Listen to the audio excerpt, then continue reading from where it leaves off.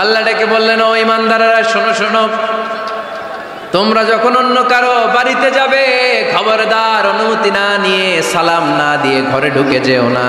দরজার সামনে দাঁড়িয়ে থাকো, দরজার সামনে দাঁড়িয়ে দাঁড়িয়ে 3 বার অনুমতি চাও, তারপরে সালাম দাও। অনুমতি দিলে ঢুকবা, নচেত চলে যাবা।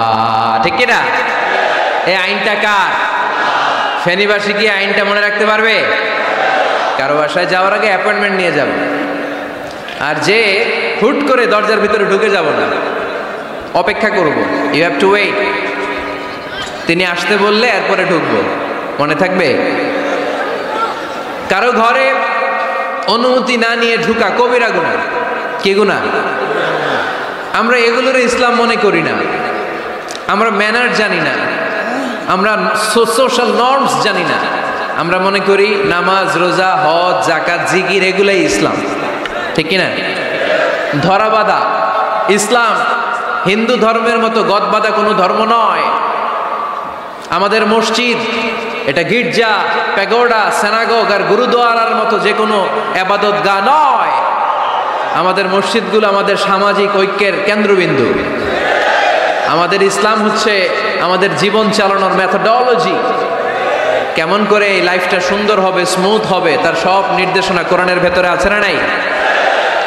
এজন্য বিশ্বনবী বললেন, খবরদার কারো ঘরে যাওয়ার আগে সালাম দাও, পাশাপাশি অনুমতি চাও। এক সাহাবী দাঁড়িয়ে বললেন, ইয়া রাসূলুল্লাহ, ইয়া হাবিবাল্লাহ, আমার ঘরে আমরা কেবল 2 জন থাকি, 2টা ঘর। এক ঘরে থাকে আমার আম্মা, আরেক ঘরে থাকে আমি। আফাস্তাদিনু আলা উম্মি, আমি কি আমার মায়ের ঘরে ঢোকার আগে অনুমতি নেওয়া লাগবে নাকি? নবী, হ্যাঁ, 2টা রুম আমার ঘরে, এক রুমে আমি, আরেক রুমে আমার মা। আফাস্তাদিনু আলা উম্মি, আমার মায়ের ঘরে যাওয়ার আগে অনুমতি নেওয়া লাগবে? আনা খাদিমুহা, আমি তো তার খেদমত করি, মায়ের ঘরে যাইতে অনুমতি লাগবে? বিশ্বনবী বললেন, নাআম ইস্তাদিন আলাইহা, হ্যাঁ অবশ্যই মায়ের ঘরে ঢোকার আগে অনুমতি নিয়ে ঢুকবা। সুবহানাল্লাহ পড়বেন না? সাহাবী বললেন, ইয়া রাসূলুল্লাহ, তিনি তো আমার মা, অনুমতি লাগবে কেন? বিশ্বনবী বললেন, আতুহিব্বু আন তারাহা উরিয়ানাতান, ও সাহাবী, তুমি কি তোমার মাকে উলঙ্গ দেখতে পছন্দ করো নাকি? সাহাবী বললেন, না, কশিনকালেও নয়, আমি কখনো আমার মারে উলঙ্গ অবস্থায় দেখতে পছন্দ করব না। বিশ্বনবী বললেন, তাহলে অবশ্যই অনুমতি নিয়ে ঢুকবা। যদি মারে উলঙ্গ দেখতে মনে না চায় তাহলে ঢুকবা, কারণ ঘরের ভিতরে কে কখন কোন পরিস্থিতিতে থাকে তার কোনো হিসাব আছে। এজন্য সালাম দিবেন, নক করবেন, অনুমতি চাইবেন, তখন নিজেকে নিজে ভিতরে যারা আছে, মহিলা হোক পুরুষ হোক, সামলে নিবে, গুছিয়ে নিবে, তারপরে আপনাকে ঢুকার ব্যবস্থা করে দিবে। ঠিক কিনা? তাহলে মায়ের ঘরে ঢুকতে হলে যদি অনুমতি লাগে, তাহলে বোনের ঘরে ঢোকার আগে অনুমতির দরকার আছে না নাই? আমার পাশের ঘর হচ্ছে আমার ভাইয়ের ঘর, ভাইয়ের ঘরে ঢোকার আগে অনুমতির দরকার আছে না নাই?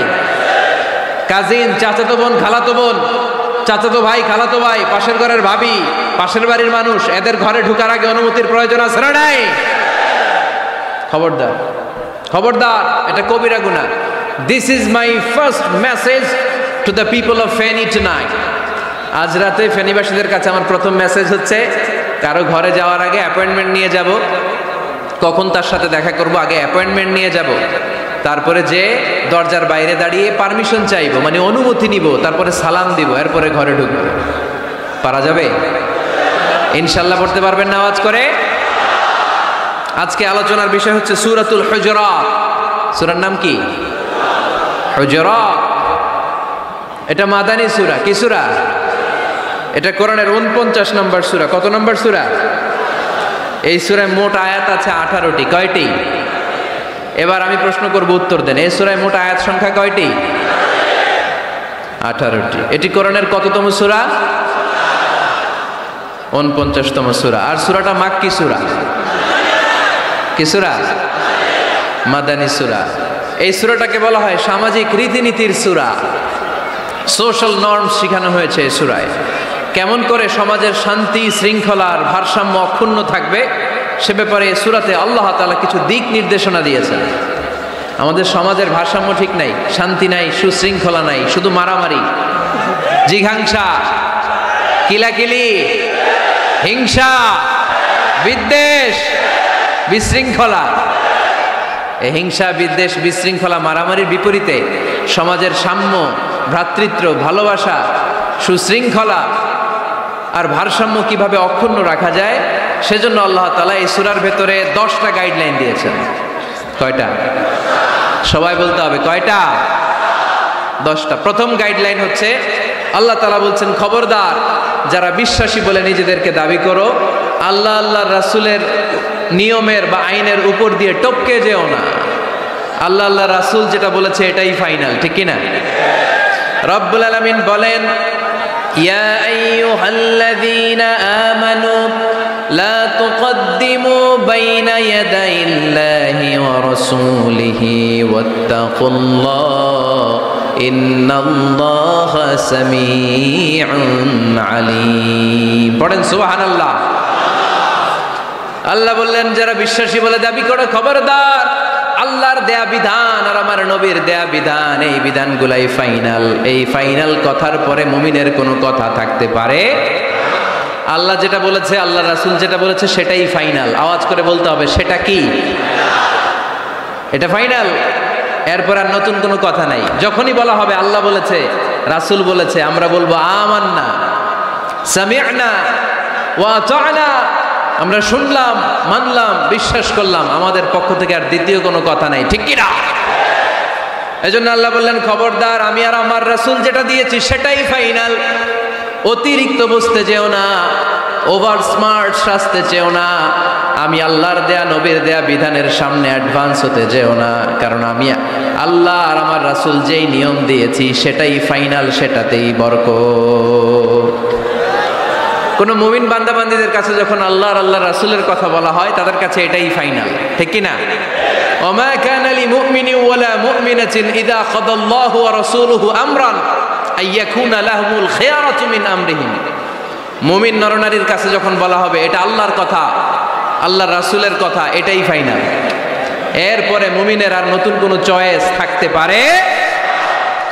আল্লাহ বলেছে 5 ওয়াক্ত সালাত জামাতের সাথে আদায় করো, এটাই ফাইনাল, ঠিক কি না? আল্লাহ বলেছেন, চুরি করলে চোরের হাত কেটে দাও। বিশ্বনবী জীবদ্দশায় চোরের হাত কেটে দেখিয়ে দিয়েছেন, চুরি করলে হাত কেটে দাও, এটাই ফাইনাল, ঠিক কি না? আল্লাহ নিয়ম জারি করেছেন, ও নারীরা পর্দা করে ঘর থেকে বের হও, এর উপরে কোনো কথা নাই, জোরে বলেন ঠিক কি না? আল্লাহ আইন করে দিয়েছেন, রমাদানের 29 দিন কিংবা 30 দিন রোজা রাখবা, এটাই ফাইনাল, এরপরে কোনো কথা নাই, জোরে বলেন ঠিক কি না? যারা সম্পদশালী হয়েছ, বছরান্তে 2.5% যাকাত দিবা, বিধানটা কার? এটাই ফাইনাল, এরপরে কোনো কথা আছে? তার মানে আল্লাহ আল্লাহ রাসূল যেটা দিয়েছে এটাই ফাইনাল, এটাই সর্বোৎকৃষ্ট। এর চেয়ে উৎকৃষ্ট আর ভালো হতে পারে না, এটাই শ্রেষ্ঠ। এক সাহাবী বলল, আসুমুদ্দাহার, আমি সারা বছর রোজা রাখবো, রোজা ভাঙবো না। আরেক সাহাবী বলল, আতাজিলুন নিসা, আমি আমার বউয়ের কাছে যাব না, আজীবন বৈরাগ্য জীবন যাপন করব। আরেক সাহাবী বলল, উসল্লিল লাইলা কুল্লাহ, সারা রাত তাহাজ্জুদ পড়ব, ঘুমাবো না। এই কথা শুনে বিশ্বনবী রেগে গেলেন। বিশ্বনবী বললেন, কে কে বলেছে এই কথা যে সারা বছর রোজা রাখবে, সারা রাত তাহাজ্জুদ পড়বে, স্ত্রীর কাছে যাবে না?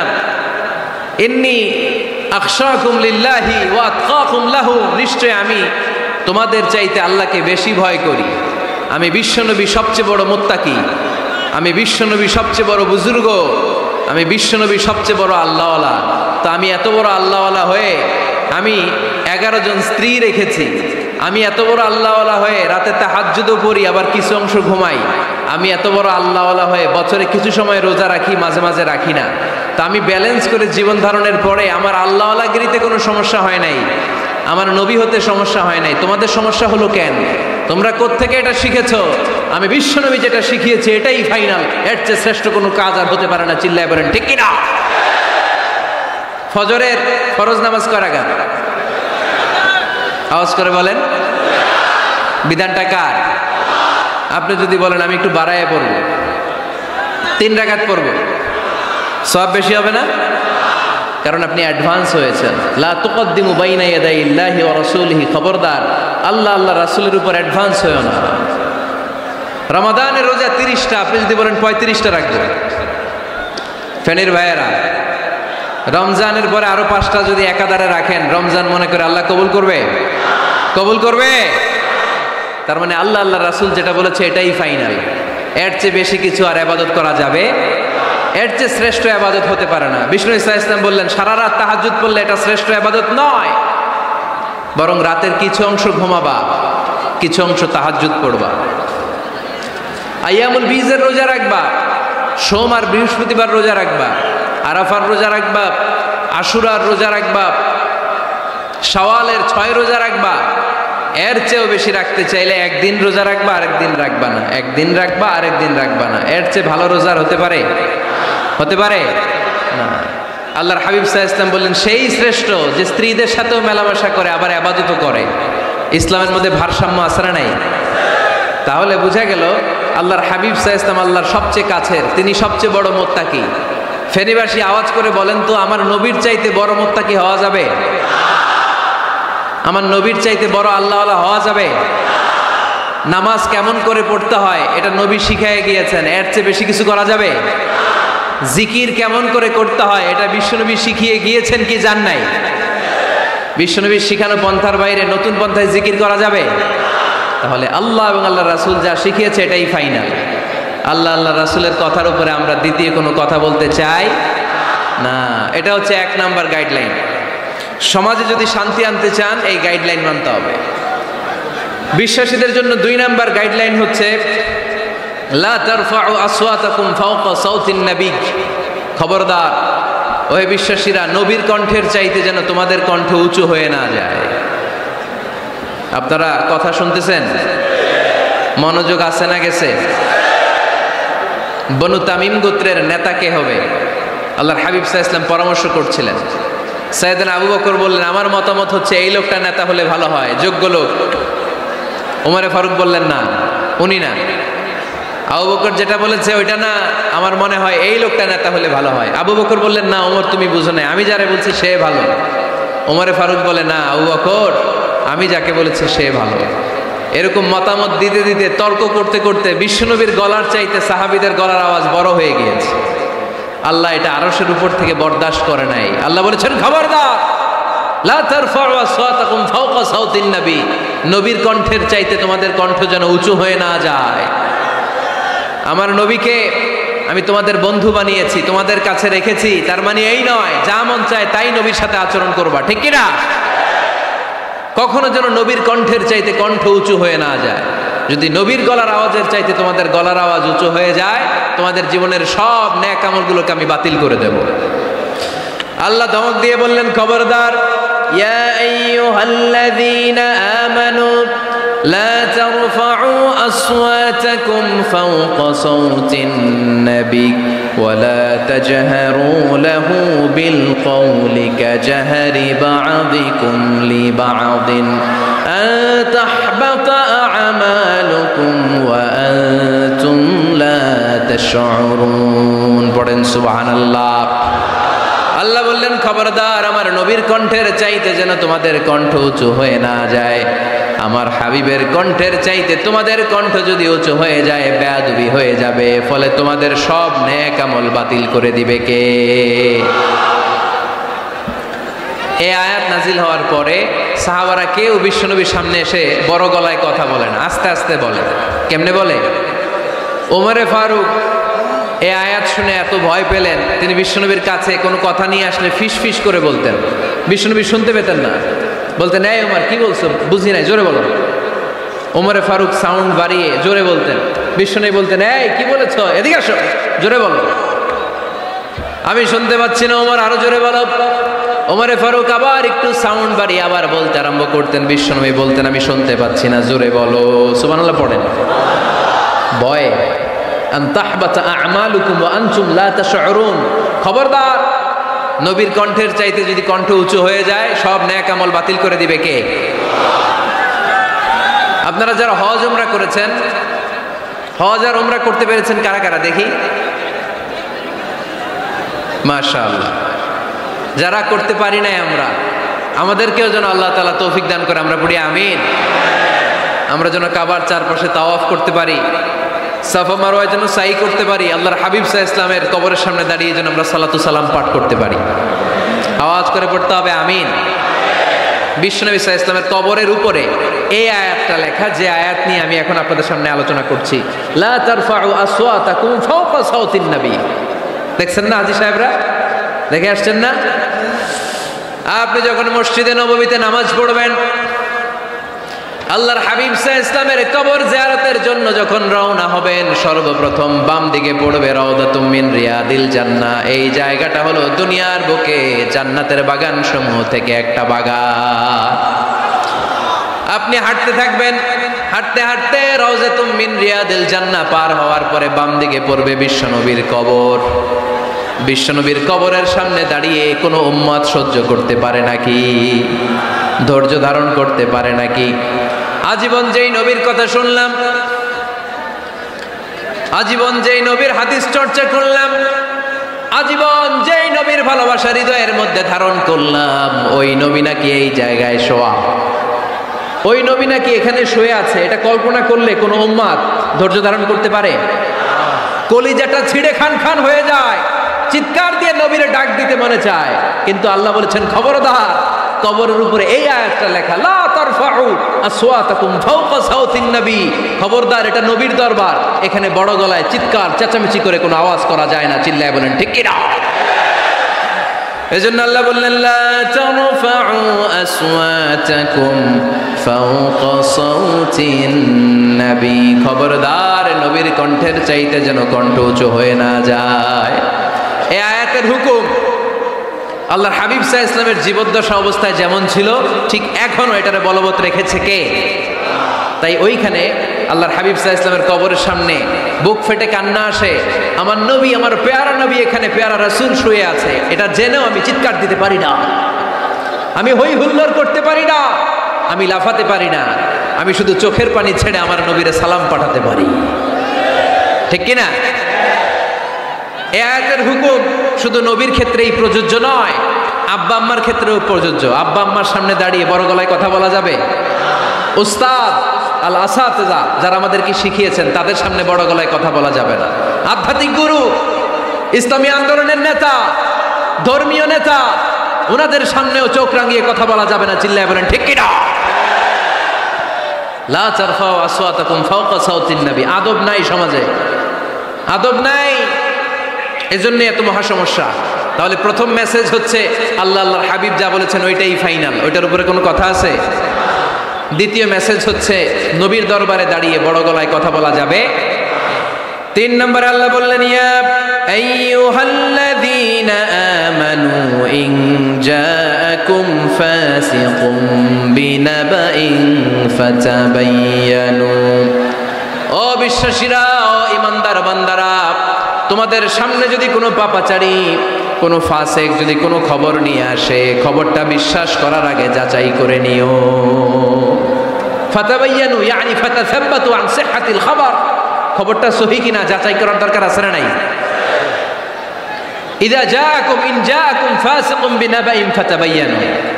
ফেনীবাসী মনোযোগ দিয়ে শুনেন, কেউ যদি কোনো তথ্য নিয়ে আসে, খবর নিয়ে আসে, শুনেই হুট করে বিশ্বাস করা যাবে না। ফেসবুকে প্রায় বিভিন্ন ফেক নিউজ আছে না নাই? রুমর, গুজব আছে না নাই?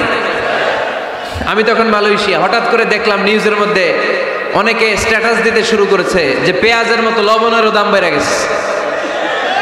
এটা কি সত্য নিউজ না গুজব? জোরে বলেন। গুজব। আসলে কি লবণের দাম বাড়ছিল? বাড়ে নাই, কিন্তু না জেনেই অনেকে শেয়ার দিচ্ছে। এই জন্য ফেসবুকে কোনো নিউজ যদি আপনি দেখতে পান, শুনতে পান, verify, justify the news whether it's true or wrong. Check, make a cross check and double check regarding the authenticity of the report. এই রিপোর্টটা সঠিক কিনা ভেরিফাই করবেন আগে, তারপরে শেয়ার মারবেন। অনেকে আছে সিলে কান নিয়ে গেছে, শুনে সিলের পিছনে দৌড়। আগে কি সিলের পিছনে দৌড়াবেন নাকি কানে হাত দিবেন? নিউজ একটা দেখলেই শেয়ার দেয়া যাবে? কি করবেন? যাচাই করবেন। You have to cross check, you have to justify the news, you have to verify the news. আমরা প্রায় নিউজ একটা দেখলেই শেয়ার দেই, হয়তো একটা ভুল নিউজ আপনি শেয়ার দিয়েছেন, এই ভুল নিউজের কারণে পুরো সমাজের মধ্যে গোলমাল, এর দায়ভার আপনার কাঁধেই বর্তাবে। আওয়াজ করে বলেন ঠিক কিনা? এই ভুয়া নিউজগুলোতে আমাদের খুব আগ্রহ।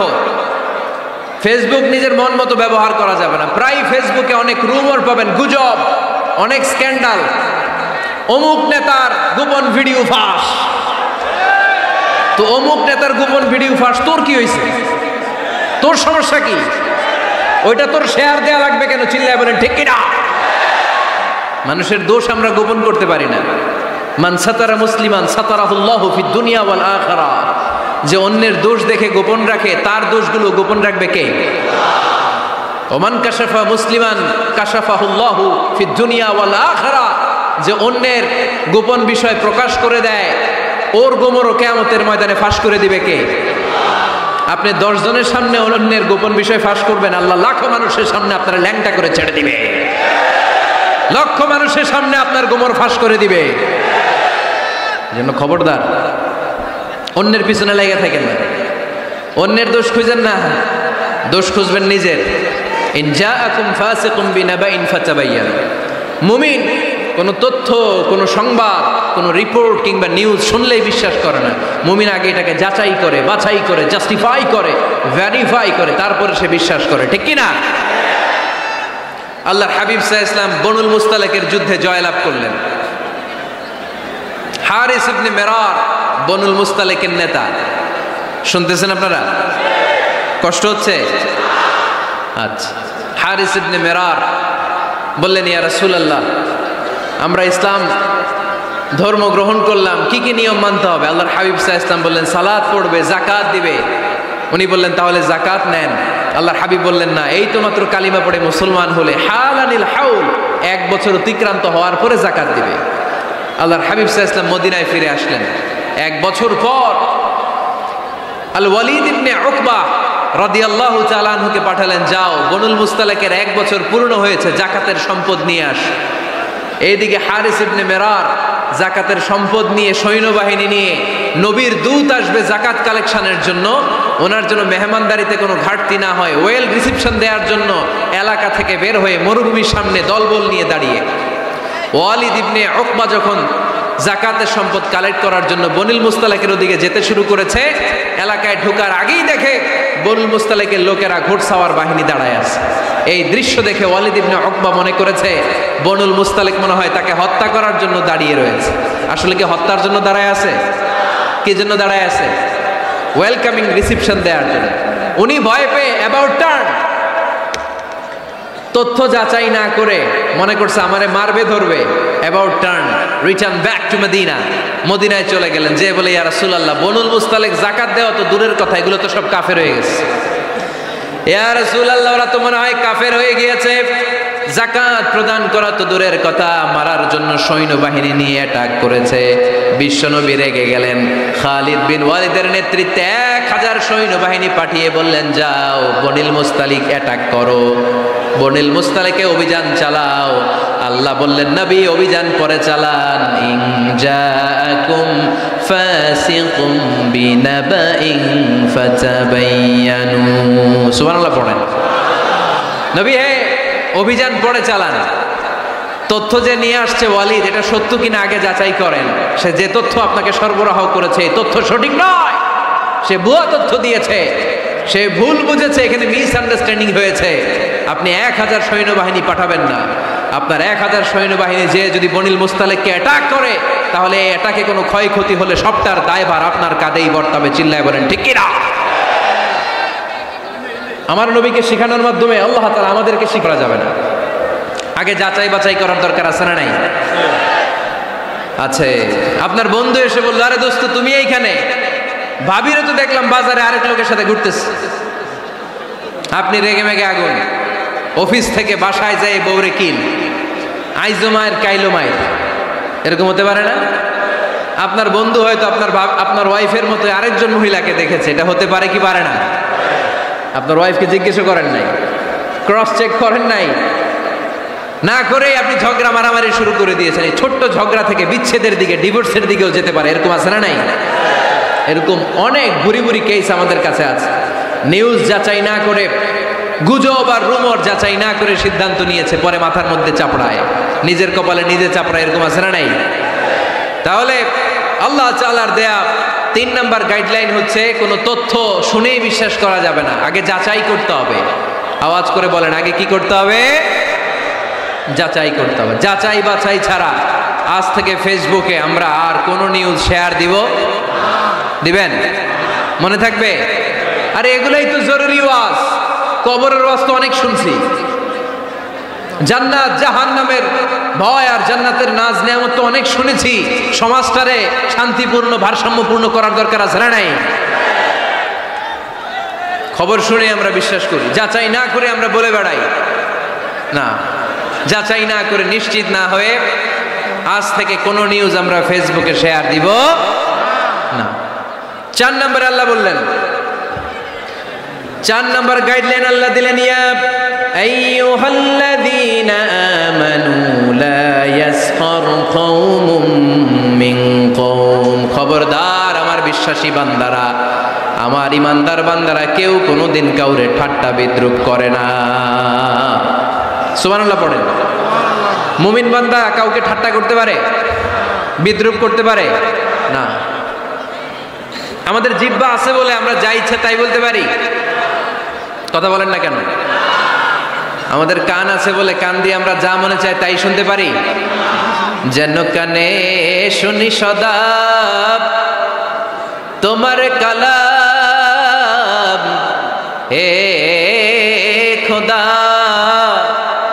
চোখে যেন দেখি শুধু কোরআনের আয়াত। শোনো আমার মুনাজাত, শোনো শোনো ইয়া ইলাহি আমার মুনাজাত, শোনো আমার মুনাজাত। সবাই আওয়াজ করে পড়েন আমিন। লা ইয়াসখার কওমুন মিন কওম। মুমিন বান্দা কখনো অন্য কাউকে ঠাট্টা করবে না। আমার কোনো ভাই মনে কষ্ট পায়, এরকম কোনো ঠাট্টা বিদ্রূপ খোঁচা মেরে পোক মেরে কথা বলা যাবে না। এটা তার চেহারা নিয়ে না, তার পেশা নিয়ে না, তার বংশ নিয়ে না, তার পরিবার নিয়ে না। তার বাবা চুরি করেছে, আমি কি বলতে পারবো তুই চোরের ঘরের চোর? বলে কি বলে না? কেউ একটু মোটা হইলে কয় তুই মোটুর ঘরের মোটু, চোখে কম দেখলে কে তুই কানার ঘরের কানা। আছে না নাই? না না, স্টপ, থামেন, অনেক হয়েছে, আর না, এগুলো বলা যাবে না। কারো আকৃতি নিয়ে খোটা দেয়া, ঠাট্টা করা, এটা স্বয়ং আল্লাহর সাথে ঠাট্টা করা শামিল, ঠিক কিনা? কারো নাক যদি ছোট হয়, এর কয় বোচা, তোর নাক বোচা। ফেনীতে আপনারা কি বলেন? হ্যাঁ, তো এই যে যার নাক বোচা হয়েছে ও কি নিজে বানাইছে? যার নাক খাড়া এটা বানাইছে কে? যে কালো বানাইছে কে? সাদা শুভ্র বানাইছে কে? তার মানে কারো আকৃতি নিয়ে যদি আপনি ঠাট্টা করেন, স্বয়ং আল্লাহর সাথে ঠাট্টা করলেন। কারণ কেউ কারো চেহারা বানানোর দায়িত্ব পায় নাই। মাতৃগর্ভে থাকতেই আমাদের চেহারার আকৃতিগুলো দান করেছে কে? হুয়াল্লাযী ইউসাউইরুকুম ফিল আরহামি কাইফা ইয়াশা লা ইলাহা ইল্লা হুয়াল আজিজুল হাকীম। তিনি এমন সত্তা, তোমরা যখন তোমাদের মায়ের পেটের ভেতরে ছোট্ট একটা ভ্রূণ কণা ছিলা, তখনই তোমাদের চেহারার আকৃতি দিয়েছে কে?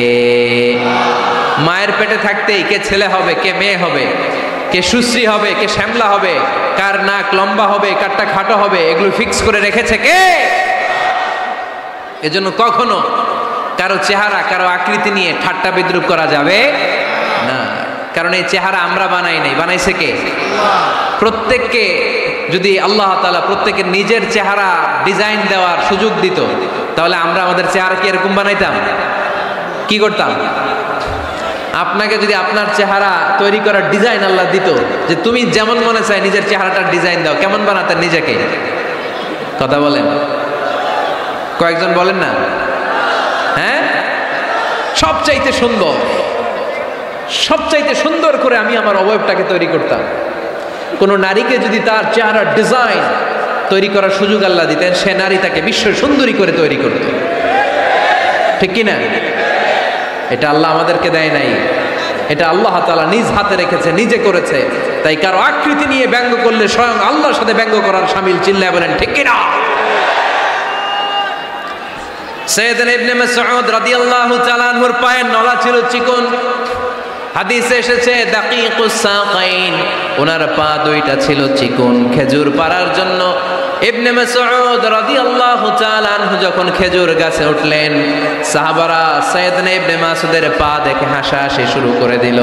বিশ্বনবী বললেন, খবরদার খবরদার, ইবনে মাসউদের চিকন পা দেখে তোমরা হেসো না। ইবনে মাসউদের চিকন পা দেখে তোমরা হাসো। কিয়ামতের ময়দানে ইবনে মাসউদের এই চিকন পা গুলো যদি মিজানের পাল্লায় রেখে দেওয়া হয়, এই পা দুইটার ওজন উহুদ পাহাড়ের চেয়ে ওজনওয়ালা হয়ে যাবে। এজন্য খবরদার, জিহ্বা আছে বলে যে কোনো কমেন্ট করবেন না। এই আবার কি হইছে দেখি, আওয়াজ কেন? হ্যাঁ, আর কি দেখবেন? এখনই তো বিদায় নেব, চুপ করেন না, এবার থামেন। জিহ্বা আছে বলেই যে কোনো ধরনের মন্তব্য করা যাবে না। আল্লাহর হাবিব সাল্লাল্লাহু আলাইহি ওয়াসাল্লাম বলেছেন, মাইয়াদমান লি মা বাইনা লিহিয়াইহি ওয়া মা বাইনা রিজলাইহি আদমান লাহুল জান্নাহ। ও আমার উম্মতেরা, তোমাদের মধ্য থেকে কেউ যদি আমাকে দুইটা অঙ্গের গ্যারান্টি দেয়, কয়টা অঙ্গের? সবাই বলতে হবে কয়টা? আমার কোন উম্মত যদি আমাকে দুইটা অঙ্গের গ্যারান্টি দেয় যে তারা এই দুই অঙ্গের পাপ করবে না, আমি তাদেরকে জান্নাতের গ্যারান্টি দেই। এক নম্বরে মা বাইনা লিহিয়াইহি, দুই চোয়ালের মাঝখানে যা থাকে মানে জিহ্বা। আমার কোন উম্মত যদি আমার গ্যারান্টি দেয় জিহ্বা দিয়ে কোনো মিথ্যা বলবে না, কাউরে বাজে কথা বলবে না, ঠাট্টা বিদ্রূপ করবে না, জিহ্বা দিয়ে যে পাপ কাজগুলো হয় এগুলো করবে না, আর দুই রানের মাঝখানে যে অংশ আছে লজ্জাস্থান, এই দুইটা অঙ্গের গ্যারান্টি যদি আমার কোন উম্মত আমারে দেয়, আমি আমার ওই উম্মতকে জান্নাতের গ্যারান্টি দিয়ে দেব। খবরদার ফেনীবাসী, খবরদার। মন চাইলেই যা মনে চাই মুখ দিয়ে বলা যাবে। আমার রাসূল সাল্লাল্লাহু আলাইহি ইসলামের 11 জন স্ত্রী, এর মধ্যে একজন স্ত্রী ছিলেন একটু স্থূল আকৃতির, মানে মোটা। কি ছিলেন জানেন? ওই স্ত্রীর নাম কি? সফিয়া। কি নাম? সফিয়া বিনতে হুয়াই ইবনে আখতাব। উনি আল্লাহর হাবিব সাল্লাল্লাহু আলাইহি ইসলামের সব স্ত্রীদের মধ্যে থেকে একটু স্থূলকার ছিলেন, একটু ফেটি ছিলেন, মোটা ছিলেন। আম্মা জান আয়েশা একবার ওনার প্রতি রেগে আল্লাহ রাসূল সাল্লাল্লাহু আলাইহি ইসলামের কাছে বিচার দিলেন যে আপনার মুটকি বউ। আল্লাহর হাবিব সাল্লাল্লাহু আলাইহি ইসলাম এই কথা শুনে রেগে গেলেন। আয়েশা, এটা তুমি কি বললা? তুমি সফিয়ারে মুটি বলে গালি দিলা। লাকাদ কুলতিলা কালিমাতান লাউ মুসিজাতহু লা মাসাজাতিল বাহর। আয়েশা, তুমি এমন একটা কথা সফিয়ার শানে বলেছো, এই কথাটাকে যদি সাগরের মধ্যে ঢেলে দেওয়া হয়, এই কথাটার তিক্ততা আর পঙ্কিলতা পুরো সাগরের নীল পানিকে মুহূর্তে কালো করে দিবে। এজন্য খবরদার, জিহ্বা সামলান। সাহাবারা রাদিয়াল্লাহু তাআলা আনহু আজমাইন, ওনারা জিহ্বা ধরে মাঝে মধ্যে জিহ্বার মধ্যে বাড়ি দিতেন আর কাঁপতেন আর বলতেন, জিহ্বা তোর কারণে কিয়ামতের দিন আমরা আল্লাহর কাছে ধরা খেয়ে যাব। মুমিন চাইলেই এই মুখ দিয়ে যা মনে চায় বলতে পারে। তাহলে 4 নাম্বার গাইডলাইন হচ্ছে লা ইয়াসখার কওমুন মিন কওম, কোন বিশ্বাসী বান্দা কখনো অন্য বিশ্বাসী বান্দাকে ঠাট্টা বিদ্রূপ করতে পারবে। 5 নম্বরে আল্লাহ বললেন, ওয়ালা তালমিজু আনফুসাকুম, খবরদার অন্যের দোষ খুঁজবা না। ও আমার বিশ্বাসী বান্দারা, নিজের দোষ খোঁজো, অন্যের দোষ খোঁজো না। দেখেন সমাজটারে শান্তিপূর্ণ বানানোর জন্য আল্লাহর পক্ষ থেকে কি সুন্দর মোরাল এন্ড এথিক্যাল ইনস্ট্রাকশনস, কি চমৎকার গাইডলাইন। অন্যকে ঠাট্টা করো না। ওয়ালা তালমিজু আনফুসাকুম, নেভার ডিফেম ইচ আদার, একে অপরের দোষ খোঁজো না, নিজের দোষ খোঁজো। কার দোষ খুঁজবেন? আরো জোরে বলতে হবে, কার দোষ খুঁজবেন? অন্যের দোষ খোঁজা যাবে?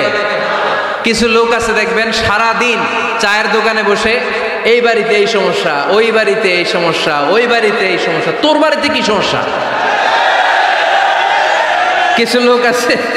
কিছু লোক আছে এই হুজুরের এইটা খারাপ, এই হুজুরের ওইটা ভালো না, এইটা খারাপ, এইটা সমস্যা, এটা সমস্যা, তোর কি সমস্যা? তোর সমস্যা তুই খুঁজে বের কর, নিজের সমস্যা খুঁজে বের কর। যে নিজে নিজের সমালোচনা করতে পারে সেই সর্বাপেক্ষা বুদ্ধিমান। এজন্য খবরদার আমার কলিজার টুকরা যুবক ভাইয়েরা, কখনো কাউকে ব্যঙ্গ করে, বিদ্রুপ করে, ছোট করে কোনো মন্তব্য করা যাবে না। কখনো অন্যের দোষ খোঁজা যাবে না। দোষ আমরা খুঁজবো, নিজের দোষ, ঠিক কিনা? দোষ আমরা খুঁজবো, কার দোষ? চিল্লায় বলতে হবে, কার দোষ? নিজের দোষ খুঁজতে হবে। যারা নিচু মনের মানুষ, এরা মানুষের দোষ নিয়ে কথা বলে। Small people talk about people, average people talk about things and stories, and great people talk about ideas. যারা নিচু মনের মানুষ, এরা মানুষের দোষ নিয়ে কথা বলে। যারা মাঝারি ধরনের মানুষ, এরা এলাকার ঘটনা বিভিন্ন বিষয় নিয়ে কথা বলে। আর যারা বড় মনের মানুষ, এরা আইডিয়া নিয়ে কথা বলে। তারা তাদের আইডিয়াকে কাজে লাগিয়ে সমাজটারে পাল্টে দিতে চায়। যুগ জামানা পাল্টে দিতে চাই না অনেকজন, এক মানুষই আনতে পারে জাতির জাগরণ। এক মানুষই বিপদকালে বাঁচায় কাফেলায়, ক্ষুদ্র ডিঙ্গি বাঁচায় জাহাজ অসীম দরিয়ায়। এজন্য নিজেকে শুধরাতে হবে। ওয়ালা তালমিজু আনফুসাকুম, অন্যের দোষ খোঁজো না, নিজের দোষ খোঁজো। তাহলে ফেনীবাসীরা, এই হোক আমাদের স্লোগান, আমরা নিজেদের দোষ খুঁজবো বেশি, অন্য কারো দোষ কখনো খুঁজবো। আপনি নিজে ঠিক হয়ে যান, দুনিয়া এমনি ঠিক হয়ে যাবে। নিজে ঠিক তো দুনিয়া ঠিক। নিজেকে শুধরান। অন্যের দোষ দেখে তো আমার লাভ নাই।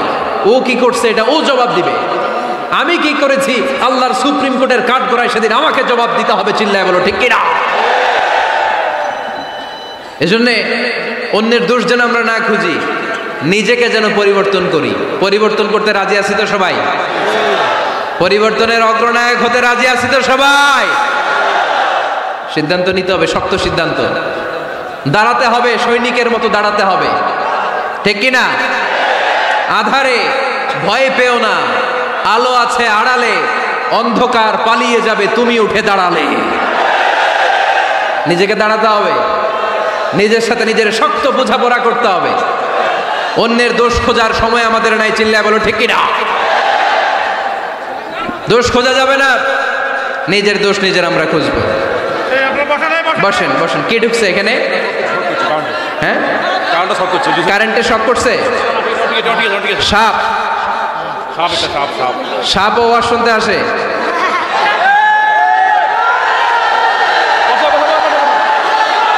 মাশাআল্লাহ।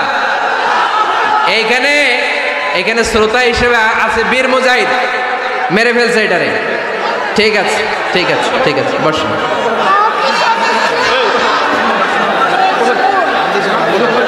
এখনো কথা বাকি, বসেন। একটা আওয়াজ হবে না, একটা আওয়াজ হবে না। আবার আওয়াজ হয় এখানে। তাহলে ফেনীর ভাইয়েরা, অন্যের দোষ খুঁজবে না, নিজের দোষ খোঁজা যাবে? যাবে যাবে? ক্লান্ত হয়ে গেছেন? কষ্ট হচ্ছে? তারপরে 7 নম্বরে আল্লাহ বললেন, ওয়ালা তানাবাজু বিল আলকাব, ওয়ালা তানাবাজু বিল আলকাব। এই ছেলেরা, আমি এখনই উঠে যাব, বিদায় নিচ্ছি, বসো। বসেন ভাই, বসেন। এগুলো অনেক জরুরি কথা, মনোযোগ দিয়ে শুনেন। ওয়ালা তানাবাজু বিল আলকাব, মানুষকে মন্দ নামে ডেকো না। অনেকের নাম চেঞ্জ করে ডাকি, আছে না নাই? না, আমার কলিজার টুকরা ফেনীর ভাইয়েরা, আজ থেকে কখনো কারোর নাম চেঞ্জ করে আমরা ডাকবো না। যে নামে তাকে ডাকলে সে খুশি, আমরা ওই নামে ডাকবো, পারবো তো? কারণ প্রত্যেকের নামটা প্রত্যেকের কাছে বড্ড দামি, প্রত্যেকের নামটা প্রত্যেকের কাছে বড্ড প্রিয়। আপনার নাম কি? লিটন ভাই, মাউল হক লিটন ভাই। আপনার কাছে মনে হইতে পারে, আরে লিটন একটা নাম হইলো, এ তো কত আছে আমাদের এলাকায়। না, এলাকায় অনেক আছে ঠিক, কিন্তু লিটন ভাইয়ের কাছে লিটন নামটা খুব আদরের, যত্নের, ঠিক কিনা? আমার নাম কি? আমার নাম মিজান। আরে মিজান একটা নাম হইলো নাকি? কত নাম আছে মিজান, এলাকার সিপাই পড়ে আছে। এটা ঠিক, অনেক নাম আছে মিজান নামে, কিন্তু যেহেতু এটা আমার নাম, আমার কাছে এই নামটা বড় দরদের, বড় যত্নের, বড় আদরের। কারণ এই নামটা আমার পরিচয় বহন করে। ভাইয়ের নাম কি? স্বপন। স্বপন ভাই এলাকায় অনেক আছে না, তো সিম্পল একটা নাম, কিন্তু না, স্বপন মিয়াজি ভাইয়ের কাছে এটা সিম্পল না, এই নামটা ওনার কাছে বড় যত্নের। মানুষ তার নাম খুব পছন্দ করে নিজের নামের, কারণ দেখবেন কাগজ আর কলম পাইলে সবাই নিজের নাম লেখে, খালি নিজের নামের সিগনেচার দেয়, আসে না নাই? এরপরে দেখবেন যে কক্সবাজারে গেলে সাগরের তীরে বালু পাইলেই বালুর মধ্যে নিজের নাম লেখে, আবার ওই নামের পাশ দিয়ে লাভও আঁকে, আসে না নাই? আমি অনেক দেখেছি, সাগর পারে গেলেই মানুষের মন উথাল পাতাল করে, তো সাগরের বালিতে নিজের নামটা বড় করে লেখে চারদিক দিয়ে লাভ, মানে এই নামটারে আমি লাভ করি, এটা প্রমাণ করে প্রত্যেকে নিজের নামটারে বড্ড বেশি ভালোবাসে, ঠিক কিনা? এজন্য ফেনীর সোনার টুকরারা, খবরদার বন্ধুরা, নিজেরা যেন একে অপরকে এমন নামে না ডাকি যে নাম শুনলে সে কষ্ট পায়। আজ থেকে কোনো বাজে নামে কাউরে ডাকা যাবে? আব্বা আম্মা আদর করে কত সুন্দর নাম রেখেছে, আবু বাকর, ওরে সবাই ডাকে বকইরা, কপাল পোড়া। আব্বা আম্মা নাম রেখেছে আবু ওয়াক্কাস, ওরে ডাকে আক্কাইচা, কত সুন্দর নাম, আমার আল্লাহর নামের সাথে মিলিয়ে আব্দুল কুদ্দুস নাম রেখেছে, ওরে ডাকে কুদ্দুচ্চা, আছে না নাই? কবিরা গুনাহ করেছেন আপনি, কবিরা গুনাহ। It's not a simple deal, এটা সাধারণ কোনো ব্যাপার না, এগুলো সবগুলো কবিরা গুনাহ। কোনোদিন কাউকে ঠাট্টা বিদ্রুপ করে কিছু বলবো না, কখনো অন্যের দোষ খুঁজবো না, কারো নাম বিকৃত করে কোনোদিন কারো মনে কষ্ট দিব না, ঠিক কিনা? এরপর 8 নম্বরে আল্লাহ বললেন, ইয়া আইয়ুহাল্লাযীনা আমানু ইজতানিবু কাসীরাম মিনায-যন্নি ইন্না বা'দায-যন্নি ইসম। অবিশ্বাসীরা খবরদার, অনুমান আন্দাজ নির্ভর কোনো কথা বলবে না, যেটা বলবে নিশ্চিত হয়ে বলবে। কার কথা? অনুমান নির্ভর কোনো কথা, আন্দাজ নির্ভর কোনো কথা কোনো মুমিন বলতে পারে? আমার কথা বোঝা যায়? হ্যাঁ, ফেনীবাসী কথা বোঝা যায়? ফেনী না হেনি? হ্যাঁ, আর বাড়ি হেনি, আইসাই রেণি। আপনারা কি ডাকেন, ফেনী না হেনি? ফেনী। মাশাআল্লাহ মাশাআল্লাহ, খুব সচেতন ফেনীবাসী। দেখছেন আপনাদের জেলা নিয়ে কিছু বললে খারাপ লাগে না? লাগে। তো নোয়াখালী করে গালি দিয়েন না, চিটাঙ্গারে গালি দিয়েন না, কুমিল্লাবাসীদেরকে গালি দিয়েন না। আমার 64 জেলায় সুজলা সুফলা শস্য শ্যামলা, ঠিক কিনা? 64 জেলা নিয়ে আমার এই বাংলাদেশ, প্রত্যেক জেলায় আমাদের সৌন্দর্য আছে না নাই? এক এক জেলার ভাষার সাথে আরেক জেলার ভাষার কোনো মিল। সিলেটে ছিল আমার গতকাল মাহফিল, তা আমি জিজ্ঞেস করছি, ভাই সাহেব খিতা খররা, আপনারা বালা আসুননি? তো মহা খুশি, কারণ ওদের ভাষায় কথা বলেছি, ওরা ওদের ভাষাটারে বড্ড ভালোবাসে। আমরা প্রত্যেকে আমাদের প্রত্যেকের জেলাটারে বড্ড পছন্দ করি, ঠিক কিনা? এই জিতানিবু কাসীরাম মিনায-যন, আন্দাজ অনুমান নির্ভর কথা মুমিন কখনো বলতে পারে?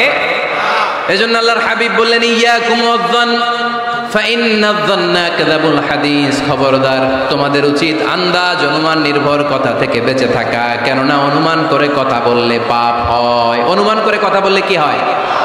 আজকে থেকে আমার ফেনীর সোনার টুকরারা, অনুমান করে আন্দাজে কোনো কথা বলবো আমরা?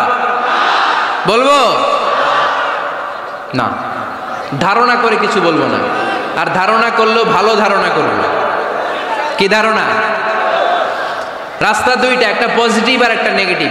মুমিন পজিটিভ ধারণা করে, মুমিন কখনো নেগেটিভ ধারণা করে না। তাহলে কোন দিকে যাব, পজিটিভ না নেগেটিভ? আওয়াজ করে, পজিটিভ না নেগেটিভ? যারা মুনাফিক এরা ইয়াত্তাবিউনা ইল্লা যন ওয়া ইন্না যন্না লা ইউগনি মিনাল হাক্কি শাইআ। যারা মুনাফিক এরা আন্দাজ অনুমান নির্ভর মানুষের ব্যাপারে কথা বলে, আর আন্দাজ অনুমান কখনো সত্যের বিকল্প হতে পারে না। আন্দাজ অনুমান কখনো সত্যের বিকল্প হতে পারে? এজন্য দৃষ্টিভঙ্গি বদলান, জীবনকে বদলায় দিবে কে? আমরা কখনো কোনো নেগেটিভ কথা বলবো না, অলওয়েজ পজিটিভ। অলওয়েজ কি? এই যে আমার হাতে কি দেখা যায়? পানির বোতল, তাই না? এখানে অর্ধেক পানি ভরাস। কাউকে যদি প্রশ্ন করি, ভাই কি দেখতে পাচ্ছেন? একজন বলবে এখানে অর্ধেক বোতল খালি দেখা যায়, উত্তরটা সঠিক, আসলে বোতলের অর্ধেক খালি। আবার এদিকে আরেকজনকে বললাম, ভাই এখানে কি দেখা যায়? বলবে, হুজুর বোতলের অর্ধেক পানি ভরা। এটাও সঠিক উত্তর। প্রথমটা ছিল নেগেটিভ উত্তর, দ্বিতীয়টা পজিটিভ উত্তর, ঠিক কি না? যারা সবসময় নেগেটিভ চিন্তা করে এরা খালি জায়গাটা দেখছে যে পানি নাই, আর যারা সবসময় পজিটিভ চিন্তা করে এরা পানি যে ভর্তি অর্ধেক ওইটা দেখছে। আমরা নেগেটিভের দিকে যাব না, মুসলমান থাকবে সব সময় always positive, come back positive, not go back negative. চিল্লায় বলতে হবে, ঠিক কি না? কখনো আন্দাজ অনুমান নির্ভর আমরা কিছু বলবো না। 9 নাম্বার, একেবারে শেষের দিকে চলে আসছে। 9 নাম্বার আল্লাহ বললেন, খবরদার, ওয়ালা তাজাসসু, গোয়েন্দাগিরি করো না। গোয়েন্দাগিরি করা হারাম। গভর্নমেন্ট যে গোয়েন্দা বিভাগ রেখেছে এটা না, এটা দেশের আইন শৃঙ্খলা বজায় রাখার জন্য এটা জরুরি।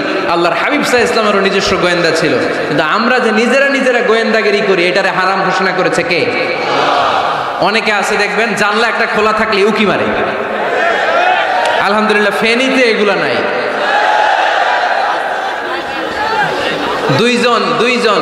দুইজন ওদিকে কি যেন বলতেছে, উনি আড়ি পেতে কথা শুনে, আছে না নাই? ছিদ্র একটা থাকলে উকি মারে, আছে না নাই? খবরদার, ওয়ালা তাজাসসু, গোয়েন্দাগিরি করো না। কখনো কোনোদিন কারো পারমিশন ছাড়া মোবাইলের গ্যালারি চেক করবেন না। কখনো কারো পারমিশন ছাড়া তার ফেসবুকের মেসেঞ্জারে কে কার সাথে চ্যাটিং করেছে এটা করা যাবে না। কখনো কারো পারমিশন ছাড়া তার মেইলের ইনবক্স খুলে দেখা যাবে না। কখনো কারো পারমিশন ছাড়া কারো ব্যক্তিগত চিঠি পড়া যাবে না। দিস ইজ ইসলাম, এটাই ইসলাম। আমরা ইসলামরে শুধু নামাজ আর রোজা আর জিকির আর এই দাড়ির মধ্যে সীমাবদ্ধ করেছি। প্রত্যেকের একটা প্রাইভেসি আছে না নাই? Everyone has privacy and no one should interfere in his privacy or in her privacy. প্রত্যেকের একটা প্রাইভেসি আছে না নাই? মানুষ ছোট হলেও তার একটা সম্মান আছে না নাই? এজন্য ছোট্ট বাচ্চাদেরকে কখনো প্যান্ট খুলতে বলবেন না। অনেকে বলে, আরে ছোট মানুষ, খোল, আরে তুই খোল, এই খোল তো, আছে না নাই? ওরও প্রেস্টিজ আছে, ওরও সম্মান আছে। খবরদার, everyone has a personal space and no one should interfere someone's personal space. কারো পার্সোনাল স্পেসে যেন আমরা নাক না গলাই। অনেকের বদ স্বভাব ফ্যামিলি ম্যাটার নিয়ে, প্রাইভেট ম্যাটার নিয়ে কথা বলে। ভাই কি চাকরি করেন? সরকারি না বেসরকারি? সরকারি। বেতন কত? ওনার বেতন কত? এটা দিয়ে আপনার কি লাভ? ঠিক কি না? মানুষ একটা দেখলি, ভাই বয়স কত, ভাই বেতন কত? ফার্স্ট ইমপ্রেশনে, ফার্স্ট যখন আপনি কারোর সাথে দেখা করবেন, বেতন কত, বয়স কত, এগুলো জিজ্ঞেস করা যাবে? কেউ যখন কারো ঘনিষ্ঠ হয়, বন্ধুতে রূপান্তরিত হয়, তখন এই কথাগুলো। কিন্তু শুরুতেই প্রাইভেট ম্যাটার নিয়ে, পার্সোনাল ম্যাটার নিয়ে খোঁচাখুচি করা যাবে। ওয়ালা তাজাসসু, গোয়েন্দাগিরি করো না। গোয়েন্দাগিরি করাকে হারাম ঘোষণা করেছে কে? শেষ কথা বলি, 10 নম্বরে আল্লাহ বললেন, 10 নম্বরে রব্বুল আলামিন বললেন, ওয়ালা ইয়াগতাব বা'দুকুম বা'দা আইয়ুহিব্বু আহাদুকুম আইয়াকুলা লাহমা আখিহি মাইতান ফাকারিহতুম। খবরদার, কেউ কারো গীবত করো না। কি করো না? গীবত করো না। এই উঠতেছে কে? বসেন, এখনই কথা শেষ হবে, একসাথে উঠবো। বসেন, আমার দিকে তাকান, আওয়াজ বন্ধ করুন। একে অপরের গীবত করো না। ব্যাকবাইটিং, চুগলখড়ি, আলহামদুলিল্লাহ ফেনীতে এগুলো নাই। চায়ের দোকানে বসে এর কথা ওর কানে, ওর কথা ওর কানে বইলা সমাজ একটা গিরিঙ্গি লাগায়, আছে না নাই? আল্লাহর হাবিব বললেন, আতাদরুনা মাল গীবা, গীবত কারে বলে জানো নাকি? সাহাবীরা বললেন, আল্লাহু ওয়া রাসূলুহু আ'লামু, আল্লাহ আল্লাহর রাসূল ভালো জানেন। বিশ্বনবী বললেন, যিকরুকা আখাকা বিমা ইয়াকরাহু, তোমার কোনো ভাইয়ের অনুপস্থিতিতে তার ব্যাপারে এমন কোনো কথা বলা যেই কথা শুনলে সে মনে কষ্ট পাবে। গীবত কারে বলে বুঝছেন? আপনার ভাইয়ের অনুপস্থিতিতে আপনার ভাইয়ের ব্যাপারে এমন কোনো কথা বললেন যেটা শুনলে সে মনে কষ্ট পাবে। এক সাহাবী বললেন, আফারাইতা ইন কানা ফি আখি মা আকুল, নবী আমি আমার ভাইয়ের ব্যাপারে যেটা বলছি এটা যদি সত্যিই হয়, তার মধ্যে যদি আসলেই এই সমস্যা থাকে, তাইলে? আল্লাহর হাবিব বললেন, আরে তাইলেই তো গীবত। আর যদি তোমার ভাইয়ের মধ্যে এই দোষ না থাকে বানায় বলো, তাহলে এটা গীবত না, গীবতের চেয়ে ভয়ঙ্কর। ফাকাত বাহাত্তাহু, এটার নাম বহতান আর মিথ্যা অপবাদ। চিল্লায় বলেন ঠিক কিনা? কোন মুমিন গীবত করতে পারে? গীবত করার মৃত ভাইয়ের পচা গোশত খাওয়ার সমান। কোন মুমিন কখনো গীবত করতে পারে? এখন হালাল পন্থায় গীবত চলে আমাদের দেশে। কিভাবে জানেন?